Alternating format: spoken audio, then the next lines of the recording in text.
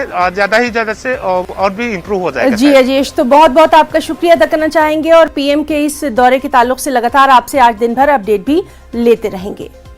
एक और अहम खबर सागर पहलवान कत्ल केस मामले से जुड़ी हुई।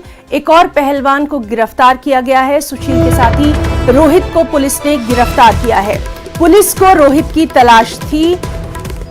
आपको बताएं कि इस केस में अब तक 8 लोगों को गिरफ्तार किया जा चुका है।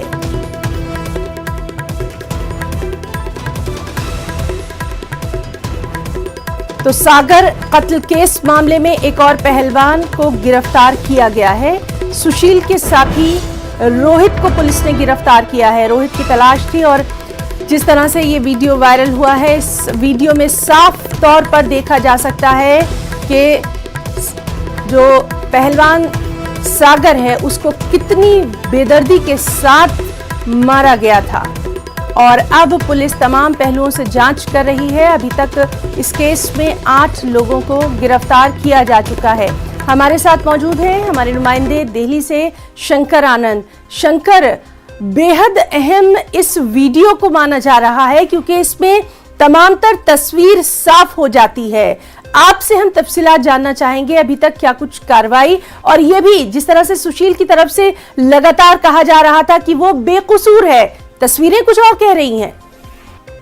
वाकई में हिना जी, देखिए जिस तरह से बकायदा ये वीडियो सामने आया है, इस वीडियो में जिस तरह से सुशील कुमार और सुशील कुमार के सहयोगियों को देखा जा सकता है और खास तौर पर जिस तरह से जमीन पे पड़ा हुआ सागर धरकन को देखा जा सकता है और ठीक इसके पीछे और एक शख्स जो जिसका नाम सोनू महाल है उसके साथ में मारपीट के मामले को देखा जा सकता है और इसी मारपीट के बाद उसकी मौत हो जाती है सागर धनकर की।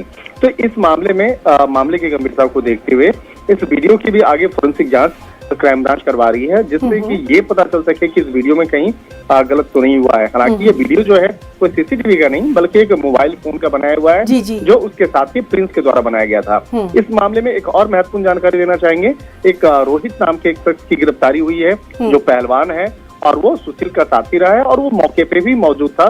तो सुशील कुमार के साथ में हुई जो अब तक पूछताछ के दौरान इसकी भूमिका सामने आई थी, लिहाजा रोहित पहलवान को भी गिरफ्तार किया गया है। और एक आखिर में महत्वपूर्ण जानकारी देना चाहेंगे कि सुशील कुमार को लेकर कल चंडीगढ़ भी गई थी और चंडीगढ़ में कई लोकेशन पे उसे मुआयना करवाने के बाद वापस सुशील को लेकर क्राइम ब्रांच की टीम दिल्ली पहुंच चुकी है। जी शंकर आनंद, बहुत बहुत शुक्रिया आपका अदा करना चाहेंगे और इस अहम केस में आज क्या कुछ कार्रवाई होती है उस पर भी लगातार नजर बनी हुई है। एक और अहम खबर, मगरबी बंगाल